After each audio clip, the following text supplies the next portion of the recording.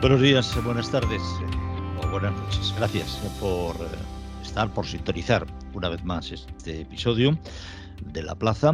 Como saben ustedes, el podcast que produce el Grupo Economía Digital.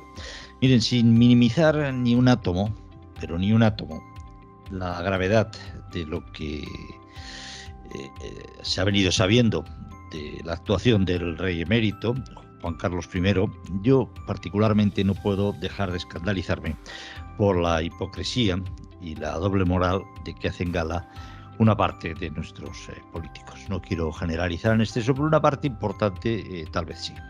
No deja de poder ser o de observarse con un cierto patetismo cómo se llevan las manos a la cabeza por la actuación lamentable, en teoría, del monarca, aquellos que simplemente miran hacia otro lado cuando se habla de cómo se dedicaron ingentes fondos para el empleo en utilidades menos nobles, en principio en Andalucía y en otras partes.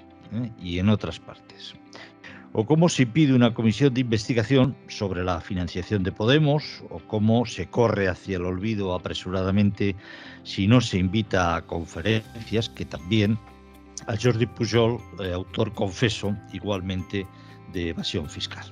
En fin, esta doble moral, esta hipocresía tan moneda corriente en nuestras prácticas parlamentarias y probablemente en otras, pues quizás satisfaga los intereses cortoplacistas de unos y de otros, pero ya les aseguro que estoy convencido, por lo menos yo, de que tiene un recorrido muy corto y el final no puede ser positivo. En fin, doctores tiene la Iglesia, doctores tiene también la Plaza y el cuadro médico de hoy pues lo componen Marcos Pardeiro. ¿Qué tal, Marcos?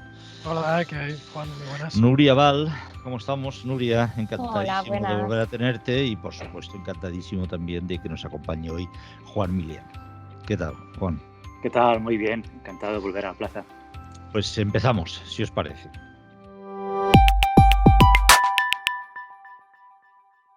¿Sorprendidos, amigos míos, por lo que se va sabiendo del rey? ¿Lo esperabais? ¿Lo dabais por hecho? ¿Por descontado? ¿Sí? ¿No? ¿Os parece muy grave? ¿Poco? Marcos, abre fuego. ¿Tú que eres más de la casa o dentro de la casa más antiguo? Yo sí, sorprendido sobre todo por una cosa, que es un poco por la manera por la manera de proceder de la Casa Real. Ya me sorprendió la manera del rey de salir de España, de ser de España antes de que la Casa Real pues lo comunicara. Creo que en general la Casa Real está teniendo bastantes carencias en la política de comunicación. Al marcharse ya me sorprendió, creo que se podía haber hecho de otra manera. E igualmente pienso que esta semana, al conocer que el rey había regularizado con un pago a Hacienda su situación fiscal de casi 700.000 euros, pues he vuelto a pensar un poco lo mismo. Pero, ¿y estos 700.000 euros por qué? ¿Qué es lo que ha pasado? Etcétera. Creo que la monarquía constitucional, que ha sido para España, yo creo, un sistema muy estable, que ha sido un sistema que ha funcionado, por decirlo claro, debe hacer un esfuerzo por afrontar esta situación derivada de Juan Carlos I para que este sistema siga funcionando, porque yo al menos veo que durante esta semana ni se están haciendo las cosas lo bien que se deberían hacer, ni me parece que la Casa Real esté haciendo un gran propósito de enmienda. Seguro que Nuria, Juan, etcétera, tenéis detalles y tal de qué es lo que podría estar preparando la Casa Real, pero algo más de lo que está haciendo creo que tiene que hacer. Pues vayamos a ello. Nuria. Pues mira, a mí también me sorprende cómo se está gestionando por ambas partes, por la institución de la Casa Real y por el Gobierno, porque claro, tenemos un Gobierno de coalición que si esto ya es un tema difícil de llevar, serio, que ha pillado por sorpresa a un Gobierno cuyo socio o uno de sus socios es abiertamente republicano, pues por lo menos, en mi opinión, podría un poquito guardar las formas, no salirse de ese mensaje institucional que se debe de dar desde el Gobierno como institución y apoyar un poco también pues, en este papel a la Casa Real porque por la Constitución es lo que tiene que hacer. esta semana. Desde que ha salido el asunto no se ha hablado otra cosa en el Congreso.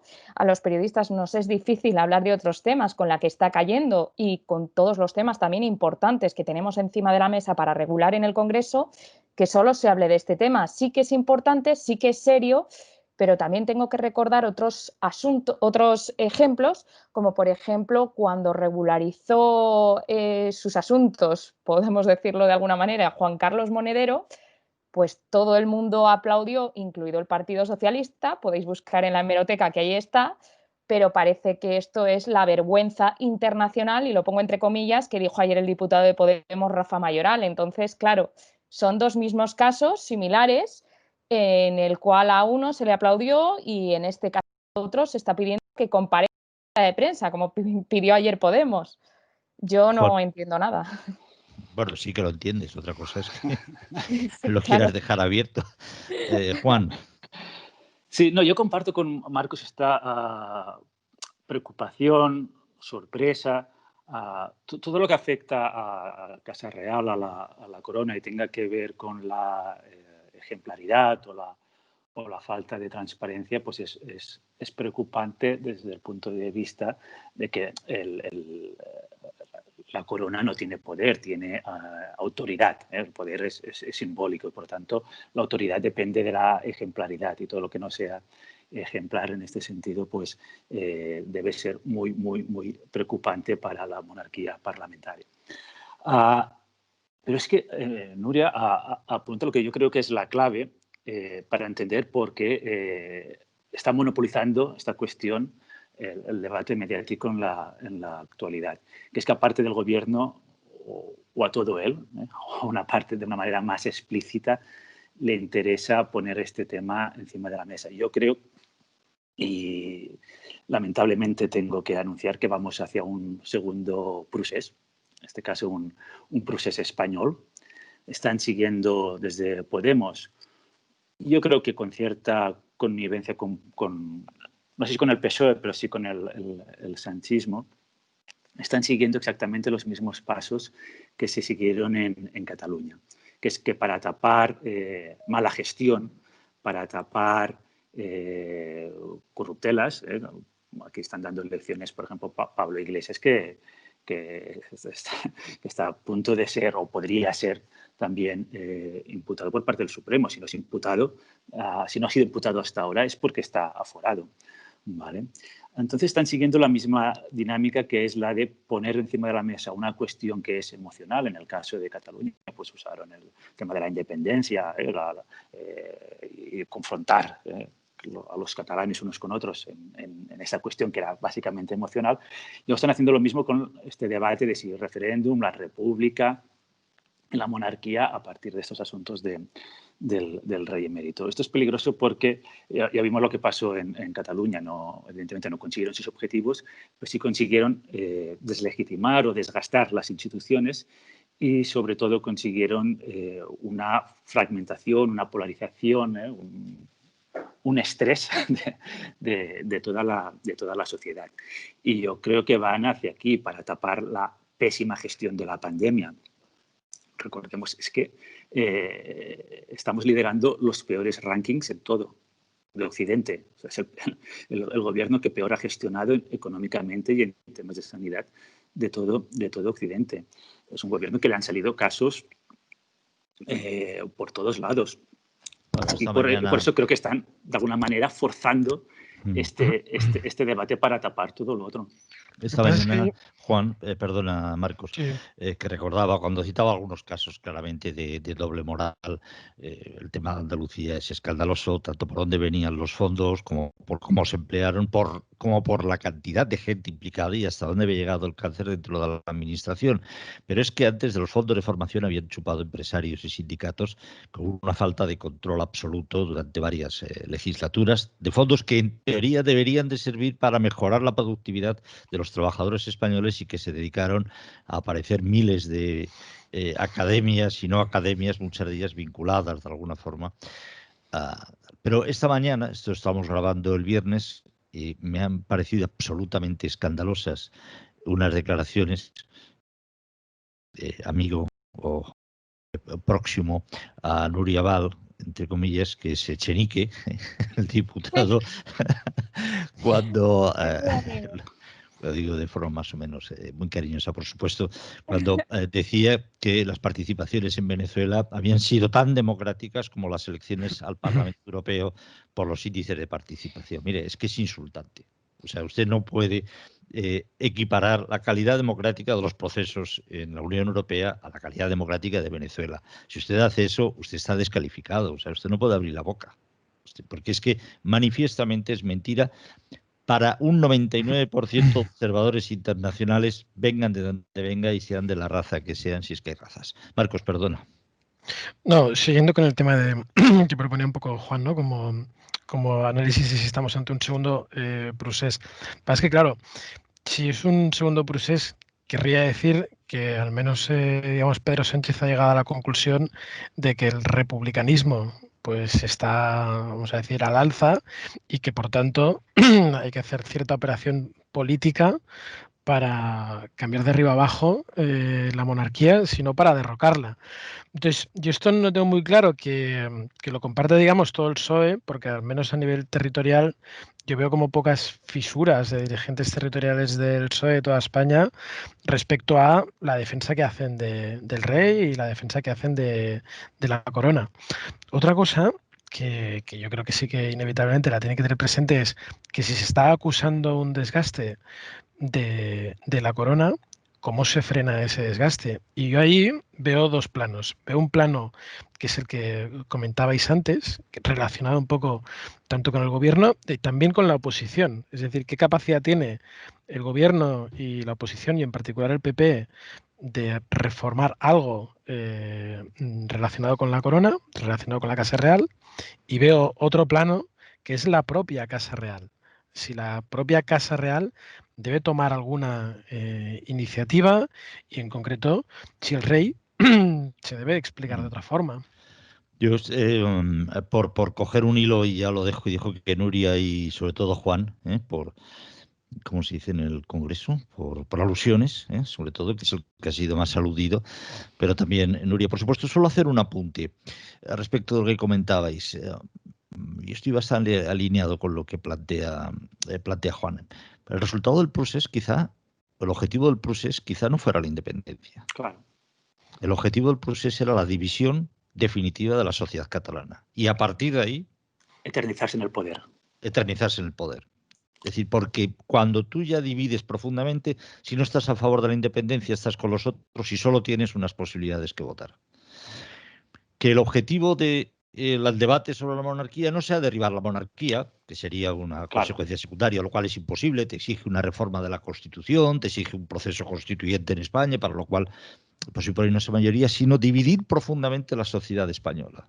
Y a partir de aquí, los que no están de acuerdo con cómo se derriba la estatua del rey que sea, pues estamos en un lugar, los que sí que están de acuerdo están en el otro. Más o menos la cosa se equipara y entronca perfectamente en la estrategia. Ahora entiendo cuando Pablo Iglesias dice, oiga, si es que ustedes ya no van a volver a gobernar en la vida, dirigiéndose al PP. Vamos a fraccionar tan severamente, como ha ocurrido de alguna forma en Cataluña, a la sociedad española, que claro, a ustedes ya les va a ser muy difícil, porque ya no va a haber centro. O sea, ya no vamos a dar la batalla. Ya en las elecciones en España no las va a ganar quien conquista el centro, porque no va a existir centro. Sí, sí. Y son dos fases. Una es la de tensionar, dividir la sociedad desde un punto de vista emocional, para que nadie, pues en este caso en la izquierda, se plantee, hombre, pues igual se podría gestionar mejor la pandemia, o quizás la economía también se podría hacer de otra manera, sino que simplemente escucha, el debate es este y os tenéis, ¿no?, obligatoriamente que posicionar respecto a esto. Pero después hay una segunda parte, que es lo que estamos viendo, que es no solo la división de la sociedad, sino también la laminación o el socavamiento de todo aquello que sea un contrapoder. Lo hemos visto. Bueno, la forma del Estado, según la Constitución, es la monarquía parlamentaria. Al populismo, a Podemos y a una parte del PSOE no le gusta ni el sustantivo ni el adjetivo, no le gusta ni la monarquía, pero tampoco el adjetivo, que sea parlamentaria. Lo hemos visto con la pandemia, cómo se ha intentado evitar el control por parte del Parlamento en los momentos más graves de la propia pandemia. Han intentado controlar, o si no, incluso comprar los medios de comunicación, como pasó en Cataluña. Han separación de poderes, la justicia, otro contrapoder, la fiscalía, poner la fiscalía en manos de la exministra de Justicia. Las autonomías, otro contrapoder, el ataque a la autonomía fiscal de Madrid. Esto es algo muy curioso, ¿no? Como ahora independentistas y federalistas se unen para un proceso de recentralización de alguna manera, que al final es el de centralizar el poder en manos de Sánchez y de Iglesias.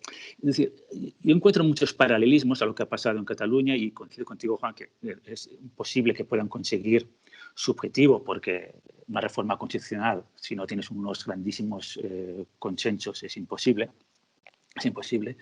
Pero esta va a ser la retórica en los próximos meses. Eso va a provocar que debates importantes sobre, por ejemplo, la gestión de los fondos que vendrán de la Unión Europea. ¿Qué criterios? ¿Quién lo va a decidir? Aquí la sociedad tendría que estar muy vigilante para que no pase lo mismo que pasó, por ejemplo, con el Plan E, que se gastaron decenas de miles de millones de euros para arreglar aceras y que no crearon ni un solo puesto de trabajo fijo. Nuria, ¿qué se hace? A ver, es que creo que estamos empezando la casa por el tejado. Quiero decir, soy de las pocas animadas que se ha leído a Gramsci para intentar meterme en la mente de Pablo Iglesias y saber por qué está haciendo todo lo que está haciendo. Gramsci lo que decía era provocar el caos, como habéis dicho, polariza que algo queda, y lo que Pablo Iglesias quiere, que es lo que Podemos se dio cuenta este año, es que por mucho que quieran derrocar ahora mismo la monarquía, es imposible, porque la, digamos, pedagogía que él está haciendo va a tardar mucho tiempo. Por eso querían forzar al presidente del INE a meter la dichosa preguntita sobre la monarquía para intentar empezar calando poco a poco en la sociedad y que esto se haga pues a base de pedagogía y que digamos, oh, es que la República pues igual nos revierte todo el paro que tenemos o nos va a salvar de todos los problemas que tenemos en España. O sea, así de publicidad barata está actuando Podemos. Dicho esto, conforme estos días en el Congreso, desde que ha saltado este tema, lo que estamos viendo es que por la parte del Partido Popular y por la parte de la derecha hay muchísima preocupación con todo esto, porque el discurso de Podemos también se está viendo que se está basando en yo no puedo todavía, porque no tengo amplias mayorías para modificar la Constitución, voy a reinterpretarla. Y entonces lo que están haciendo con algunos actos / leyes que presentan en el Congreso que estamos viendo es que retuerce un poco la Constitución para así, a base de con su minoría, bueno, que ahora le apoyan los presupuestos también, sacar leyes poco a poco. ¿Qué pasa? Que por ejemplo, ha sido el primero en disparar a todo esto respecto a la corona, porque ya dijo ayer, abrió la puerta a estar a favor a una posible regulación de la monarquía.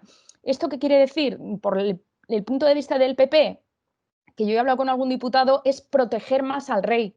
En algunos, normalizar o regularizar algunos aspectos que todavía no han tenido cabida en la Constitución y sí que podrían presentar un problema de cara a este gobierno que nos viene retorciendo, modificando estas cosas. Sí que es importante hablar con constitucionalistas que te dicen que el artículo 2 de la Constitución, el de la corona, es imposible, porque elecciones generales ahora para convocar un nuevo referéndum es que es imposible, por primero, y no es chiste ya, es imposible que Pedro Sánchez deje la silla para hacer eso. Y segundo, por el artículo 57, explicamos ayer economía digital, que también se podría, me dijeron ayer algunos constitucionalistas, o si no, que en esto Moncloa también está abriendo esta posibilidad, reformar el Estatuto de la Corona, que no se toca desde 1978. Entonces, ¿qué caminos se están buscando? Porque se está viendo que Casa Real está acorralada. Sin embargo, los socialistas no son capaces de expresarlo, sino que lanzan a Podemos a decir que tiene que dar una rueda de prensa, que eso es un aspaviento tremendo, pero sin embargo, en privado, voces del PSOE ya nos cuentan a los periodistas que es que Casa Real tendría que hacer algún gesto o tendría que salir para defenderse por lo menos. ¿Réplica a lo que está planteando Nuria o os hago un par de preguntas? Marcos. No, es que, claro, Nuria ha abierto un montón de debates. Por coger dos. Suelo hacerlo, es así, pero es así ella. Por coger dos ideas. Una, ¿quién defiende al rey? Yo creo que ese es un asunto muy crucial y que enlaza con otro, que es el rey puede defenderse a sí mismo, que yo creo que en este caso sería oportuno, que el rey saliera a defenderse a sí mismo. Cuando digo a sí mismo, me refiero a toda la Casa Real. Es algo que hasta ahora no hemos visto y que probablemente deberíamos ver.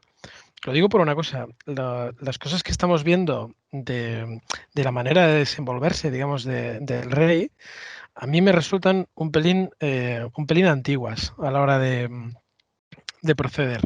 Y creo que el rey, que es un rey relativamente nuevo y joven, debería proceder de alguna otra manera. Y hablo en particular del cómo defenderse. Por Yo he ejemplo, pensado, Marcos. sí, el poder hacer, por ejemplo, una locución o algún tipo de mensaje, saliéndose un poco del tema del mensaje de Navidad, para decir, soy plenamente consciente de lo que está ocurriendo y he tomado una serie de decisiones, o he tomado una serie de iniciativas, perdón, porque el rey de decisiones pues, puede tomar pocas.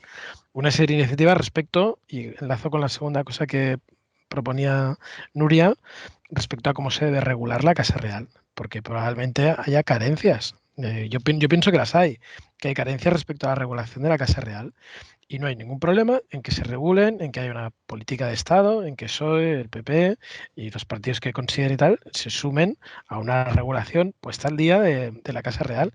Creo que eso sería un debate pertinente e interesante para todos. Sí, a ver, Juan. es verdad que como no hay ninguna institución perfecta, porque al final las creamos los seres humanos, es necesario que haya reformas continuas para ir mejorando y adaptarse a los tiempos desde el punto de vista de la transparencia, comunicación, etcétera, etcétera. Pero aquí hay dos cuestiones. Primero, entroncando con la idea, es que también ha abierto el melón de Gramsci, Nuria, y aquí Sabía, Gramsci creía en los intelectuales orgánicos, pero ya no existen. No, pero sí que existe Se la acabó con hegemonía el cultural. clientelismo. Y yo creo, y como lo decía Nuria, al final es un proyecto quizás más a largo plazo, pero ya hace tiempo que están trabajando en un cambio de la cultura política. Y esto no solo Podemos, sino Sánchez, que no sé qué ideología tiene, yo siempre digo que es como un significante vacío, que va adoptando aquellos contenidos que le dan a aquellos que lo sustentan en el poder, en este caso Podemos y los independentistas, pero sí todo esto está creando una nueva cultura política que hará muy difícil estas reformas que requieren grandes consensos, como pues, las que pedía Marcos y que seguramente deberían hacerse, porque ahora para esta izquierda, gran parte de la izquierda, toda la derecha o todo lo que está a la derecha del PSOE es prácticamente fascismo, es el trifachito, es algo con el que no se puede ni siquiera sentar a la mesa a negociar. Esa es la cultura política, vuelvo, que estamos viviendo en Cataluña en los últimos años, ¿no? de bloques totalmente separados que prácticamente no se miran ni a los ojos. Esta es la cultura política que está intentando crear Podemos. Lo del rey emérito entronca y por eso lo están, lo quieren llevar a una comisión de investigación en el Parlamento. O sea, a ellos les da igual la procedencia del dinero, les da absolutamente igual lo que hay detrás. Ellos lo que quieren poner en un brete, lo que quieren poner es en riesgo lo que ellos denominan el régimen de 78, lo que es el legado de la transición, ¿no? Una transición que fue milagrosa por modélica y que es un ejemplo para todos los países del mundo que están en un proceso de transición de dictadura a una democracia. Y que una buena parte de ellos no vivieron. Que no vivieron, y que... O sea, te están planteando un objetivo a batir, pues como la estatua de López Casanovas o una cosa de esa, es decir, algo que ellos no vivieron. O sea, es que coges la edad y no les corresponde. O sea, debieran de estar naciendo algunos de ellos en aquel momento, con suerte. Sí, cogeros la edad de esta gente que sitúa ese momento con todos los significantes negativos, no vacíos. Sí, yo siempre digo, mi punto conservador, que matiza fuerte liberalismo, es que a aquellos que no respetan el legado de los padres es imposible que dejen un futuro o un mundo mejor a sus hijos. Y no están respetando los grandes consensos. Están diciendo, bueno, pues que la transición fue un pacto del olvido. Es mentira. O sea, la transición, los padres de la democracia española tuvieron muy en cuenta lo que pasó en el pasado. En la guerra, en la República, en los otros procesos constitucionales que hubo en el siglo XIX, para no repetir los errores, para no repetir aquellos trágalas, aquella imposición de media España contra medias, o la otra media. Y esto es lo que ahora pretende Podemos, volver a esos errores del pasado, volver a esas dos Españas, volver a que una imponga a la otra su manera de ver el mundo y su manera de hacer política. Y ahora no lo van a conseguir porque estamos en la Unión Europea, porque hay una constitución, un tribunal constitucional, etcétera, etcétera, pero como decía Nuria, en esta idea gramsciana, están generando esa cultura política que en el futuro sí les permita llegar ahí. Pero fijaros, y ahora entronco con lo que quería debatir también, el papel de Podemos, esto que estáis diciendo, que eso, si yo te escucho y desconozco la actualidad de lo que está ocurriendo en España, me da la sensación de que Podemos es un partido con 100 escaños y creciendo. Y entonces está imponiendo su iniciativa en el Congreso y en la vida política española. Oiga, mire, es que el mensaje, la ideología de Podemos que quiere imponer está creciendo, se sienten fuertes, pero eso se produce en un momento en que todos los resultados electorales, los sabidos, todas las encuestas, todos los procesos que se han abierto muestran que Podemos solo se sostiene en estos momentos, no por su fuerza electoral, no por la cantidad de ciudadanos que les apoyan, sino porque está en el poder como vicepresidente de un presidente vacío o débil o indeciso ante el futuro o inconcluso, como es Pedro Sánchez. Me da la sensación, ¿eh? No sé, Marcos, Nuria, si coincidís en esto. Es decir, porque es una de las cosas que me extraña. Además es que es curioso. Cuando en estos momentos el PSOE decide, en teoría el gobierno, pero debería ser el PSOE porque la renovación del Consejo General del Poder Judicial se hace entre partidos, no entre el gobierno y la oposición de entrada, pero como ya todo está confundido, pues el PSOE decide paralizar la reforma con la que se amenazó para dar tiempo a un posible pacto con el PP. El siguiente paso de Iglesias no es apoyar esto, sino decir, bueno, y además quiero que esté en el Consejo General del Poder Judicial, no solo yo, que el PP me cuestiona, sino además Esquerra Republicana y Bildu. Esa es la clave. Para mí, cada esa paso, es la clave. O sea, tan fuerte te sientes, tan fuerte, o sea, tanto campo vacío tienes a ganar que eres capaz de cada vez, o sea, que además quien te da sustento se encuentra en un momento de bueno, vamos a ver esto cómo lo recomponemos, tú doblas la apuesta y te sale bien. Marcos, perdona. No, que esto último que decías, Juan, para mí es la clave de Podemos. Es que no se trata de estar de acuerdo, es que se trata de ver los hechos y las votaciones y los resultados electorales. Es un partido que ha ido empequeñeciéndose durante las últimas citas electorales. Se puede ver, pues como en Galicia han desaparecido, como en el País Vasco se han ido a la mitad. Yo soy de los que pienso que en Cataluña va a tener un resultado bastante peor de lo que dicen las encuestas, la verdad. En todo Andalucía están embroncadísimos, divididísimos, se odian a muerte, se retiran las cuentas corrientes, y bueno, ese tipo de cosas están. En Madrid han implosionado también, etcétera. Pero todo este fenómeno de empequeñecerse y de que Podemos sea prácticamente Pablo Iglesias y cuatro amigos, se compensa al final de una manera como muy simple, que es, bueno, pero yo le compro todo a todos los partidos soberanistas, regionalistas de toda España. Con lo cual, yo ya no soy solo Podemos, soy Podemos en alianza con Esquerra, Bildu y regionalistas pues de todo tipo de España. No hay problema, podemos ir de la mano para lo que queráis. Mira, solo hay que firmar en este contrato un par de cosas.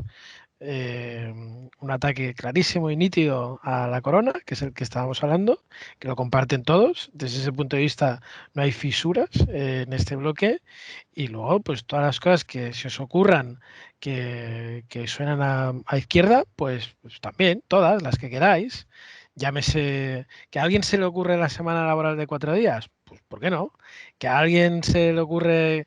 Me dicen que toda la hostelería de Madrid está loca que a ver si de verdad llega la semana laboral de 4 días. Porque a poder abrir un día ya lo tienen difícil. Estar a ver si consigue que sean 4. Sí, y de 3 el año que viene. Y que a alguien se le ocurre algo ¿Alguna otra idea respecto a antidesahucios? Lo caricaturizo un poco, ¿eh?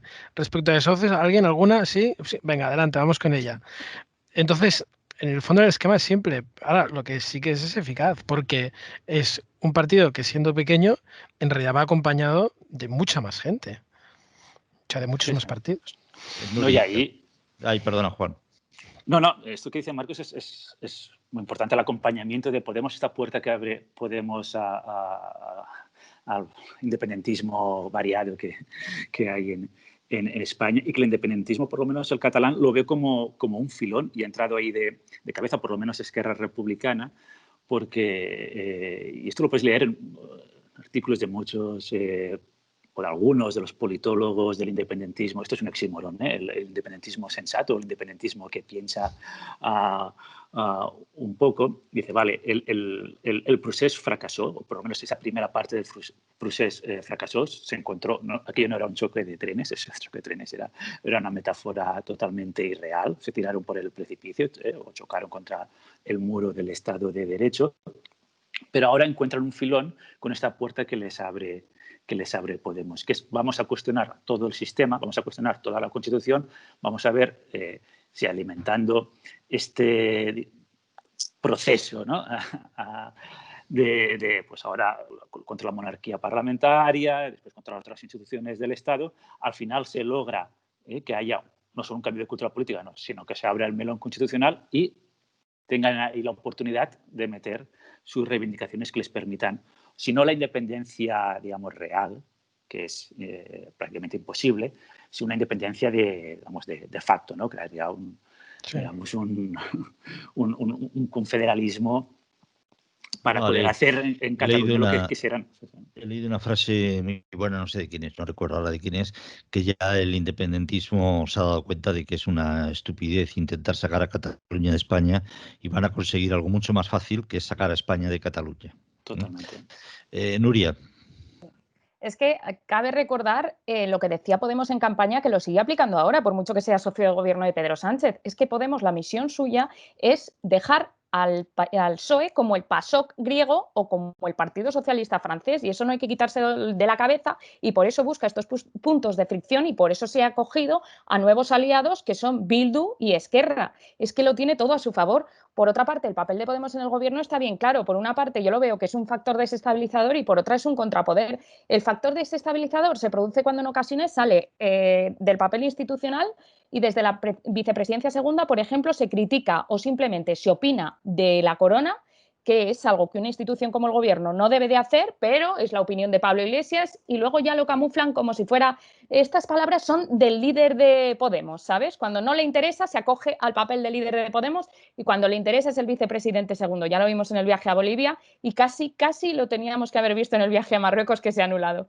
Pero esto también tiene un peligro porque, claro, tiene que salir Pedro Sánchez, como ha salido hace media hora en el Consejo Europeo, desde Bruselas, a decir, y os pongo entre comillas, al timón del gobierno de España la Constitución se va a aplicar y cumplir del primero al último de sus artículos mientras esté yo al timón, de norte a sur y de este a oeste.